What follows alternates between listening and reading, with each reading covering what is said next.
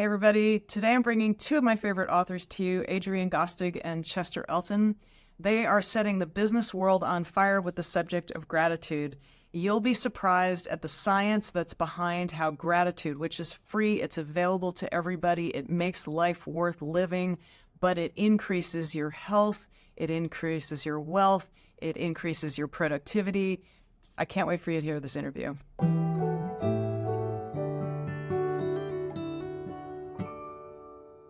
Hey everybody, welcome to Next Level Healing. I am over the moon excited with my guest today.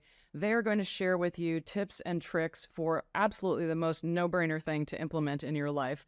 This is Adrian Gostick and Chester Elton. They are translated into over 30 languages around the world and have sold over 1.5 million books. Their books include New York Times and Wall Street Journal's bestsellers, The Carrot Principle, Leading with Gratitude, and All In. Adrian has been on the Today Show. He's been quoted in The Economist, The Financial Times, Harvard Business Review, Wall Street Journal, and Fortune. He is a leadership strategy contributor to Forbes. Chester's been ranked in the top 10 global gurus in leadership. He is a sought-after lecturer around the world and is ranked the #2 organizational culture expert in the world. And I think all companies are figuring out now that company culture matters when it comes to the bottom line. Welcome, Adrian and Chester. Beyond excited to have you here. Well, thanks, Jerry. Delighted to be here. Absolutely. So it seems to me that I always, every decision that we make, every investment that we make, we always want to know what the risk and the reward is. Gratitude seems to be like the most negligible, non-existent risk and the most incredible upside. It's the ultimate. Is quadrifecta a word? Quadrifect? I don't know. I'd have to challenge that on the Scrabble board. We've heard of trifecta, but this impacts your about health. 140 points though in Scrabble. Quadrifect. Yes, you're right. It does impact so many different parts of your life, emotionally and I think spiritually, building relationships. Studies have shown that when you start and end your day in a state of gratitude, you sleep better, you sleep deeper. And so, yes, we found after, Adrian and I have been writing together now for 23 years. Maybe this is 24 now that we're in 24. And the common thread that we found in all great cultures, leaders, and teams was that common thread of gratitude. Adrian, what would you add to that? Grateful for you, by the way, Adrian. We're just grateful, wanted to say that up front. Dr. Terry, to have us on. And we're thrilled that with your work that you do that we can come in and add. And when we wrote the book, Leading with Gratitude, we were actually having a conversation with our mentor, Marshall Goldsmith, who wrote many books, including What Got You Here, Won't Get You There, et cetera. And Marshall was saying, I've coached executives for 30 years now. And he says, isn't it interesting that the higher we go in the organization, the more we forget that we need to be grateful. And so that's where this book, really, the genesis of it is that this is something that the busier we get, the more we forget. The more important we are, the less that we realize that most of us are driven by a need to be appreciated. You have an amazing opener from Marshall in the beginning where he talks about having flown over 11 million frequent flyer miles. But he always keeps in his mind a memory that he has when he was helping out with, I believe it was the Red Cross in Africa. And they were measuring the children's arms to determine who they had food for that day. And it couldn't be an arm that was too thick because that child didn't need to eat, and it couldn't be too thin because that child wasn't going to make it. I mean, that's an absolutely brutal example of what a lot of people on the planet live through, and to not be grateful for what all that we have is really a shortcoming on our part. Yeah, he's got that photo, that we used, and he said, I wanted that photo to remind my future self of how blessed I really am and how fortunate I am, and to remember that there are so many people that aren't. And it's a story that he tells often, actually, about let's remember, no matter where we are and what we're going through, there are a lot of people that don't have nearly enough. And aren't we lucky, and shouldn't we be grateful? So, yeah. We love the opening to the book with that story as well. And you break down exactly the benefits that occur with gratitude. That people are 25% happier and more energetic just by keeping a gratitude journal. They've got 20% less envy and resentment. They're sleeping 10% longer each night and wake up 15% more refreshed. They tend to exercise 33% more. I mean, just by keeping a gratitude journal, they have a 10% drop in blood pressure compared to people not keeping these journals. Again, it doesn't cost anything. Yeah. And not only does it benefit you, it benefits the person that you're bestowing the gratitude on. I mean, I'm sure we've all had examples, if you do practice gratitude, of somebody coming back years later. I knew somebody who was dying of a brain tumor. He's one of my students. He was one of my star students, actually. He went off and became the first acupuncturist at one of the leading hospitals in America. And he was dying of a brain tumor in the last months of his life. And he said to me, Tara, you always made me feel, like I mattered and like I was special and I was important. And hearing that from somebody in the last phases of their life, it just explodes your heart. So being nice to somebody along the way can not only transform their life, but it transforms your life. It does. It's amazing what you're describing is the ripple effect. Is that we drop a pebble in the pond and you never know how far it goes. And obviously yours was a big pebble. It made a big ripple for him and his life. And we do remember our teachers, our coaches. We also remember those bosses that made an impact on us. And as you're saying, as we express that on a regular basis, unfortunately, we all get so busy, we tend to forget. But when we do, it releases, it reduces the stress hormones in our body and releases endorphins where we get that high. And so if you've ever been through therapy, if you're with a good therapist, they will reach a point where we have to turn to gratitude because, our brains can't hold two thoughts at the exact same moment. They can't hold anxiety and gratitude. Now, very quickly, they can be replaced. So that's why we have to keep doing this because, it's not something we can just do once and say, great, I've done my gratitude. It has to become a practice. Yeah, and I just want to interject. We're both big fans of tokens and rituals. And the ritual of a gratitude journal is one that's very positive. And to your point, doesn't take a lot of time. Now you say it doesn't cost anything, and I thought it was a perfect lead into actually for $22.95 you can actually buy our gratitude.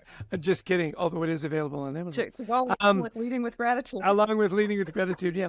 To your point, though, the cost is minimal, right? I mean, you can grab a blank notebook and start writing. We are big fans of starting and ending the day in a state of gratitude, right? 3 things that you're grateful for when you wake up, 3 things you're grateful for at the end of the day. My wife and I have a lovely ritual at the end of the day. We simply say, what are your 3? And we share 3 things we're grateful for. And it's often more than that, although there are days where you struggle to find 3, right? You're having a tough day. And those are good conversations as well. I have a personal ritual that I carry a little gratitude stone in my pocket everywhere I go. And the weight of the stone just reminds me, and I'll often gift them to people, the crossing guard or the police officer. I remember gifting 2 gratitude stones to our trash collectors. And you'd think I'd given them Fabergé eggs. It was like, oh, man, nobody ever thanks the trash collector. The only time we talk about the trash collector is when they don't show up, right? And so those lovely moments, re-emphasizing your point, that when you give that gratitude and you express that gratitude, not only does it enhance the person that you're expressing it to, it fills your bucket. And I love that you pointed that out, that it costs next to nothing, and yet there's a dual benefit, in the exercise. Hey, guys, studies are showing that 68% of people that watch podcasts regularly don't click the subscribe button. Do me a huge favor. If you like this content, click subscribe so other people know where to go for the cool stuff. Thank you. And it goes really across the board to anybody. You tell this great story. We often overlook employees or people who are helping us, like the trash collector, that just, seem like, well, they just need to do their job because, anybody can do it and it's no big deal. But in it, you talk about this woman who was doing like the glass on a, she worked in a some kind of mill where they made the glass that goes into the streetlights. And the boss took the time to say to her, look, he made her feel special, let her know that, this job done properly can save lives. And literally it takes him, 2, 3, 4 minutes of his life to say this to him. He gets the employee retention because what's the likelihood that that person's ever going to quit and go get another job because they feel seen and accepted? And then years later, she's still telling the story to other people. And if it's other employees, then they're going to go, oh, wow, this company actually cares. And you talk about in the book how, employee turnover, is responsible for $11 billion of lost revenue. And it's, again, we're back to no-brainer. Yeah. How much, and then it's a win-win situation because by the cost, if there is one, is increased awareness. And who doesn't really want to be more aware of what's going on around them? It's like your dashboard in your car, or the windshield. If that's not clear as you're going from point A to point B, you don't get there safely. So by investing the time and energy to be aware of other people, to congratulate them on what they're doing, then your windshield just gets clearer and you have better guidance through life. And that's in the workplace and at home. And I love how you're talking about this as, the windshield is feedback. It's in your rearview mirrors when you're driving, et cetera. Now, well, how would you be able to drive without, rearview mirrors, without feedback mechanism like your windshield, et cetera? And so I love that you're making that analogy because you're right. For many people, especially younger people, recognition, gratitude is there, lets them know we're on the right path because that's how they've grown up. They've grown up in a world where things were reinforced that they were doing well. Oh, you played that well in the school band, Jimmy, great. Oh, Sarah, you did really well on that math test, you got a 90. That's feedback. And then we get to the work world and nobody tells us anything. And so what this manager did, and we got this story from she's now a professor at INSEAD in France, so she's a brilliant woman, and she started out needing to make some money for her first few years before we went to school, working in a factory, and within a few months figured out all the jobs she needed to do, and the boss was observant. That's part of gratitude, is that you see what's going on.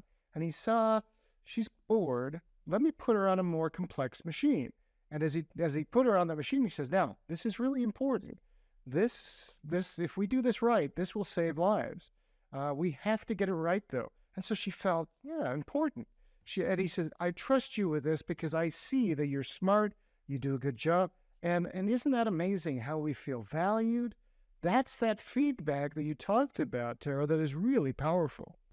Yeah, and you'll notice too, Tara, the way we divided up the book was seeing and expressing. Adrian did a brilliant job there about how important it is to be seen. And then the follow-up is the expressing.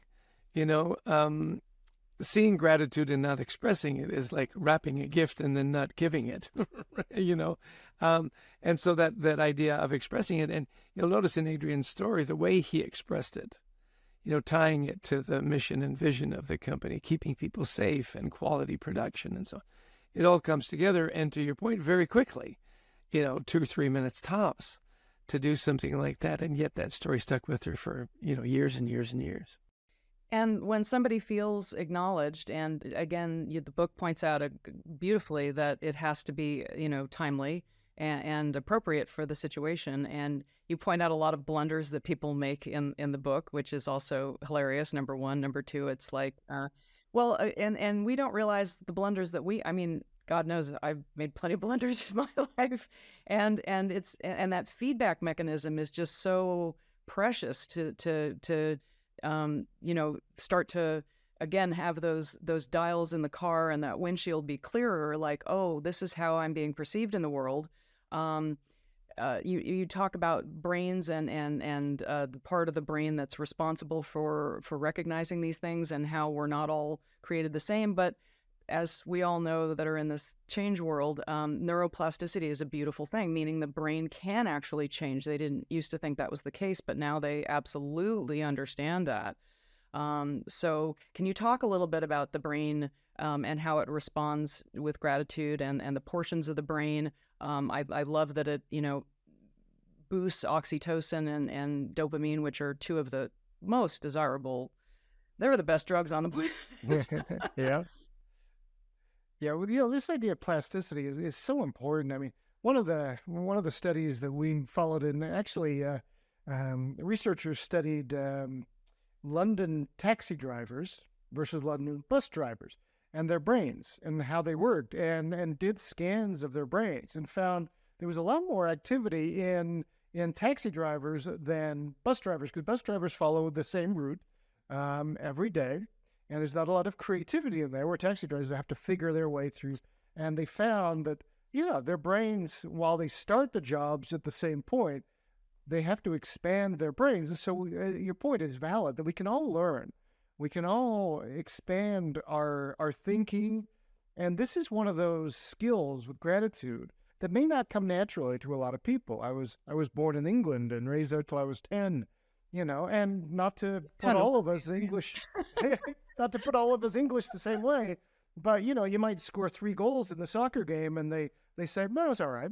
You're a forward. You're supposed to score, and that was the environment that I grew up in. So it was very different to come. And when I became a vice president of a bank, in my 30s, I was running a little team and 8, 9 people. And one of our employees who'd been there 30 years did something pretty good. And one of my other employees, she said, you need to recognize Pat. And I went, why? She did her job. Yeah, but she stretched. She did this new thing. And so finally, since I wasn't getting it, Jenny brought me in a little cup with all wrapped up with some things in there, candy and things. And she says, give her this, present her this. And I said, all right. So staff meeting comes around and I said, hey, Pat, just want to thank you for redoing our newsletter and getting all those contributors. It's looking really great. So I'm talking for a minute or two, and I noticed she's got tears streaming down her face. And Pat said, after the meeting, she goes, Adrian, she says, in 30 years at the bank, she says, that's the first time anybody has ever publicly thanked me. And this clueless, hard charging, new VP was no. And he didn't realize it was about people, and it was about expanding my brain as well. And I had another employee who helped me do that. Yeah. And language does matter, the way you say it. And we talk about that in the book, make sure you're specific, you're timely, that it's heartfelt and so on. I remember I had a really interesting job to put myself through college. I sold books door to door. And it was the best of times, it was the worst of times, and you'd meet all these interesting people. They actually had a really wonderful training program with this company, Southwestern Books. And they talked about language matters. They said, there's ways to say things, and it means the same thing. The way that you say it, though, has greater impact. And the example he used, he said, how many of you, we were all young college students, how many of you are in love? And we all raised our hands. He says, hey, let me give you an example of how language matters. He says, you may look into your girlfriend's eyes and say, honey, when I look into your eyes, time stands still. Isn't that lovely? He says, another way to say that is, honey, your face could stop a clock. That's... So, as Adrian said to me, he got a little bit of coaching, to make that moment, really effective. And that's what we were hoping in the book, is say all the research and the statistics and whatnot, it's there. Now, how do you do it that makes sense? Are you really expressing that gratitude, or you're inadvertently insulting people, which happens all the time, right? Leaders will have a gratitude moment tied to a performance review. Hey, we've got this award for Adrian for his 15 years in the company. No, by the way, Adrian, make sure you don't miss the deadline on that report for me later today. Well, you've ruined the moment. You've stopped the clock, in a bad way. So your book is loaded with all kinds of tips and tricks and faux pas that people make. So there's pitfalls to avoid. And Adrian, I love that you shared that personal story, because you're right, the British do have a persona as being a little bit on the cool side. So the fact that, this person made this wonderful platform for you to shift. And then how did you proceed after that? Because at that point you had been given an absolute powder keg of power. How did you end up using it in the rest of your work life? That's an interesting question. Other than writing New York Times bestseller. Right. Yeah. Well, and what's and then there was that. Yeah. Yeah. What's interesting is, so soon after that, one of the other bankers who ran our business division, put in place a recognition program where people would compete for to be recognized, and that they could choose merchandise. And again, my cynical side said, "Oh, come on. These are people making good money. They're motivated by compensation." I have never seen people work that hard to win a tent or a TV or whatever, things that they wanted. I remember getting something myself. And then pretty soon after that, I got a call from a headhunter that was looking for head of communication for a recognition company. And I went, you know what? I would have said a few years ago, now I know that actually makes a difference. I want to learn more. And I ended up getting hired in that job. And a couple of weeks in, I was going to a big conference, the sales conference, and one of my employees said to me, "Hey, when you're there, look up this guy named Chester Elton. He'll change your life." And he did. I love that story, and Adrian's told it 100 times, and I hope he tells it another 100 times. It's so affirming for me that it worked out so well. And it is interesting, because, again, the backstory in that is I'd been talking to our CEO about this idea of becoming thought leaders in our industry, and that thought leaders write books. And the definitive book on employee recognition really had not been written yet. And how I was in sales, right? And it was all about how this would make it easier for me to prospect, and people would call me. I wouldn't have to call them. And I thought this was such a great idea. And Ken Murdoch was our CEO's name at the time. And he says, "That's a great idea. Write the book." And I went, "I don't think that's what I said, boss. that we have this book is what I was." And he said, "You're a smart guy. Figure it out." Well, it's one thing to say that, and for a while I was playing with ideas and so on. It was another thing, and this is the genius of his leadership, is about a year later he called me back and said, "I've been thinking about that book. We've hired a writer. Introduce yourself. His name's Adrian Gostick, and write the book." So it was very empowering. Again, that being seen and then expressing it and creating a pathway forward.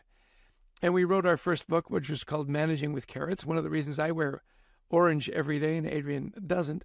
And Kent said, I have this idea that we'll have a whole library of carrot books. And it was so interesting. Adrian and I thought at the time, I think it's kind of amazing that we've got one at this point.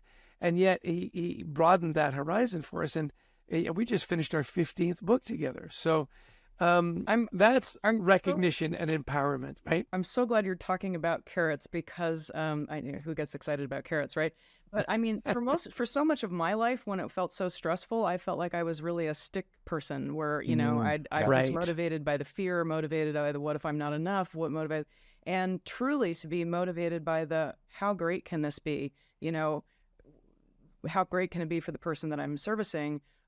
Is just a different way of moving through the world, and it's great for your. Again, we talked about the health benefits. The relationship benefits are off the chart. I love that you referenced John Gottman. I love his longitudinal studies that he did with the married couples back in the 70s, where in just 15 minutes of filming them trying to resolve a conflict, he was able to predict with 90% certainty whether or not they'd stay together. That's jaw-dropping. Yeah. And if any person in any relationship doesn't perk up and go, wait a minute, there's something for me to learn there, can you talk to that? Yeah, one of the, and Gottman, we've used his work and Julie Gottman's work for years as well. It's really brilliant in relationships, and what they did, as you mentioned, in 50 minutes, being able to predict with greater than 90% accuracy whether or not somebody will still be married in a decade is remarkable. And what they talk about is, look, you're going to have difficult emotions in your relationship. Gratitude is one of those cues or clues that lets you know that a relationship is in a healthy place. Are we, when we inevitably come up against conflict, which we will in our relationships, how do we react? You did that again. Is it finger pointing? Is it blaming? Or is it, oh no, boy, you always come up with a solution. Let's keep working. Let's keep finding a way, and being that idea of respectful. they talk about, really labeling our emotions that we're going through. And one of the things that the Gottmans have really taught us is that, we label our gratitude as we talk about. We say, look, this is how we build a strong relationship, is by acknowledging the strengths of each other and building each other. So it's really powerful what they bring in. Jess, what would you add to that? Yeah, I think the marriage studies, I mean, it's a very powerful metaphor for me. I grew up in a very happy household. My mom and dad were married for 65 years before my father passed away. And my father was the ultimate role model in relationships and gratitude. Everybody was interesting to him. He always wanted to know their story, whether they were, washing his car or captains of industry. The way he treated my mother was such a lesson in relationships. I was very, very lucky to grow up in such a happy home. I have 4 older brothers.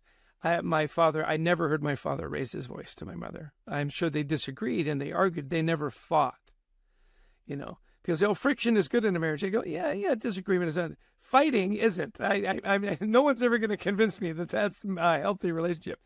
And there's one experience that I'd love to share with people, and that we were in church, I think, and my mom came in, and my mother was quite the fashionista. She was always dressed to the nines. And my dad nudged me, and he said, "Look at your mom. Isn't she beautiful? Isn't she talented?" And then here's the kicker. Aren't we lucky? And, when you have that kind of role model and then you take it forward. I mean, my wife and I just celebrated our 40-year anniversary. And I've never raised my voice to my wife. It doesn't ever seem to me to be appropriate. There's not a day goes by that we don't tell each other how much we love and appreciate each other. And that gratitude ritual we have at the end of the day, I think, is just such a lovely reinforcer. Hey, tell me 3 things you're grateful for. So, yes, I think in building positive relationships. Now, I think the higher level is trust. Gratitude breeds trust. So, I never worry that my wife won't be there for me, and she never worries that I won't be there for her.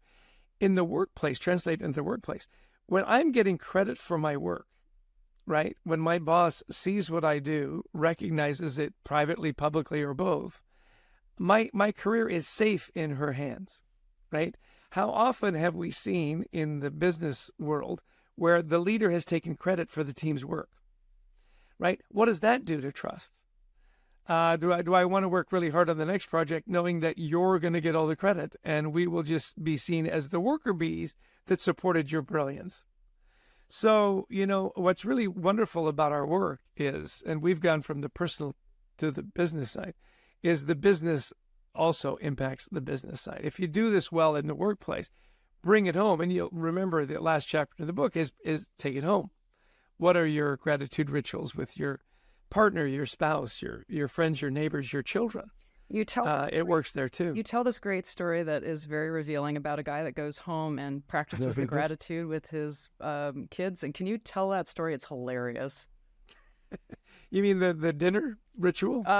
He goes home and he compliments one family member, and then it was a disaster, and then another, and then just tell us that story. It's so funny. Do you remember? Yeah. No, this is was it what's his name? Jim Kirkman or what's his?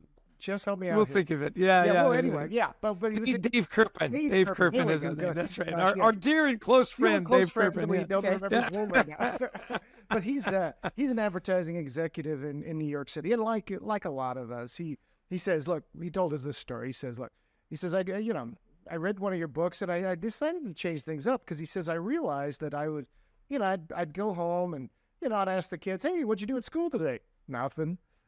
Or how was your day? Fine, and it wasn't getting anything. And he says, so we decided we implement this new gratitude ritual around the dinner table.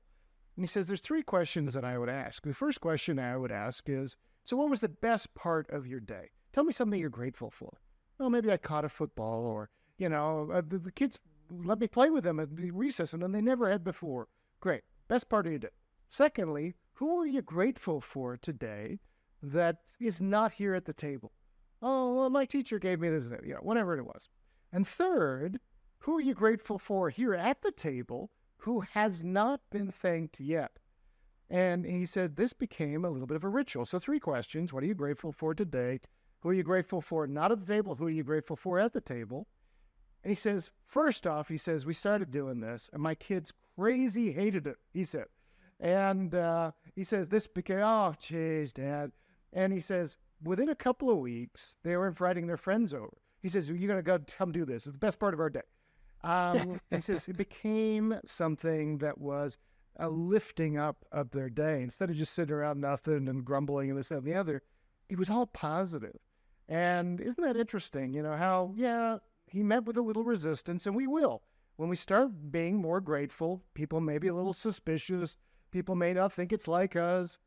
They'll get over it because everybody needs to be affirmed, and it's good. Eventually, they'll come around.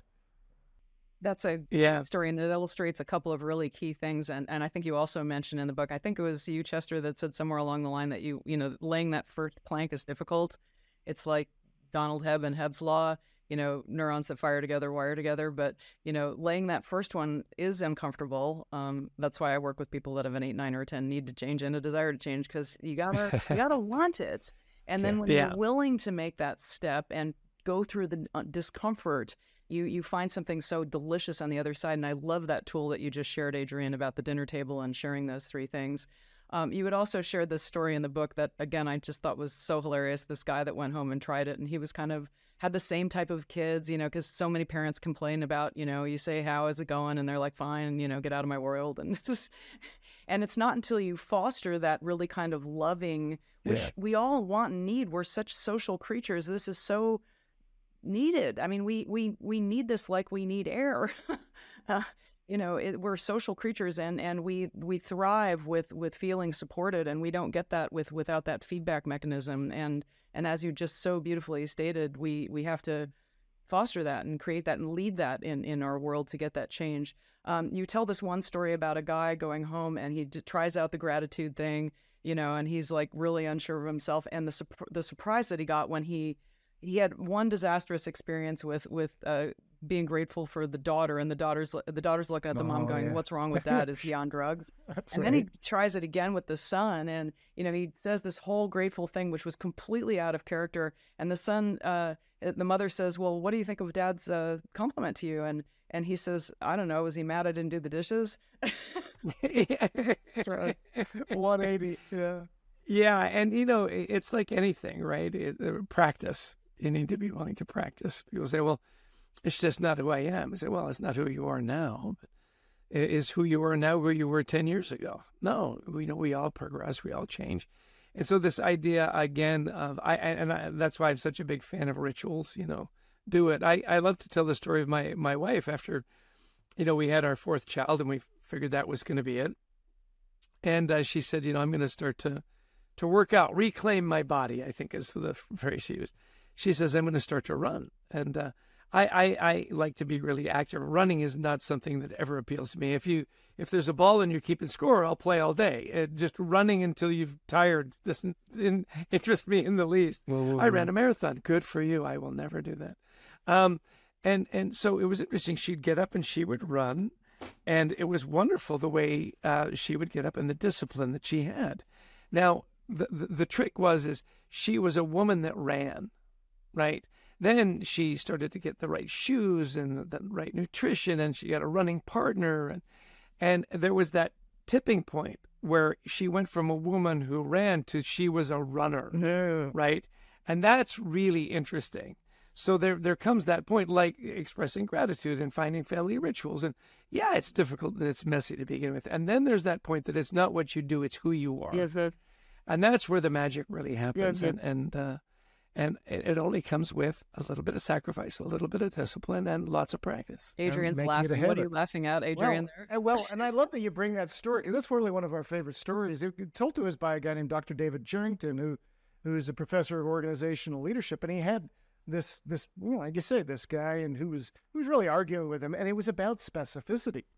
And the idea with gratitude is, we think sometimes, you know, it's coming to building on Chester's point here, sometimes we can just say, you know, hey, good job, Tara, good job. You know, okay, why? You know, thanks for everything you do around here. And that's what, and And that's what this professor was having this debate with this guy in one of his classes about. And the guy was saying, look, kids just need to be lifted and told how great they are. And David was saying, actually, that's not true. He says they need specificity. And he says, let me give you this little experiment. So that's why the dad got sent home with this experiment. And he, with his wife, meets with each of the kids individually. And he makes an expression of just general praise. Hey, Billy, you sure are great.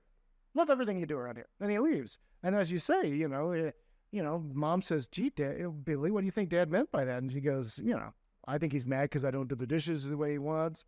And the 12-year-old says, I think he's mad at me. It was 180. Everybody was getting it wrong. And then finally the 16-year-old, where this dad says, hey, just want to let you know, I appreciate every little thing you do around here. And he's thinking, maybe if I'm more sincere. So he's oozing sincerity. I just want to let you know, I appreciate everything you do. It, he's doing his William Shatner, and he leaves. And the mom says, hey, Susan, what do you think Dad meant by that? She goes, I don't know, Mom. She says, sometimes I don't think Dad's got a clue what's going on around here, And it was, and so all the sincerity in the world won't make up for if you don't know why you're recognizing somebody. When Chester's thanking his maintenance people, it's, thank you for your diligence. You're picking all the garbage up. You are so careful. You are so kind. You're always here on time. It's that specificity lets us know that somebody's actually watching. Somebody's paying attention to the value that we bring to the world. That's what makes it special. I'm so appreciative for all the research that you have in here, all the payoffs that there are with gratitude. I want to just hold up your book again here. This is a book.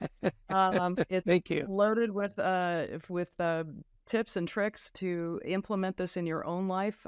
There's a ton of research. Can you guys just in the last few minutes sum up just the gains that come from this? Because companies all over the world are understanding this, that losing people because you don't recognize them, that you don't just give them an attaboy. I mean, it's true in our home lives. It's true in our work lives. Can you just sum up the value of what this, I mean, obviously, if you're in 30 languages and 150 million, 1.5 million copies. 150 million would be better. Yeah. That's more. Yeah. There's more copies of this book than there are stars in the universe. Yeah.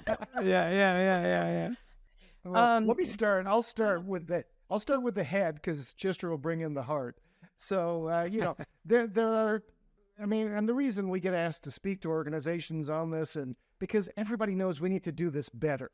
On any engagement survey, recognition, gratitude is always the lowest scoring item because, again, we get busy. We don't know how to do it. We don't know recognize what for what. So the organizations that get this better, it's all in the book. They have higher engagement scores. They have higher employee satisfaction levels, higher customer satisfaction levels because employees are happier, and all the things we're looking for, lower employee turnover. It's just a no-brainer to do this. The question is how you do this, and that's where we've provided this roadmap. Just now, give us some hope. Yeah, and then thank you, Adrian. And it's just the right thing to do.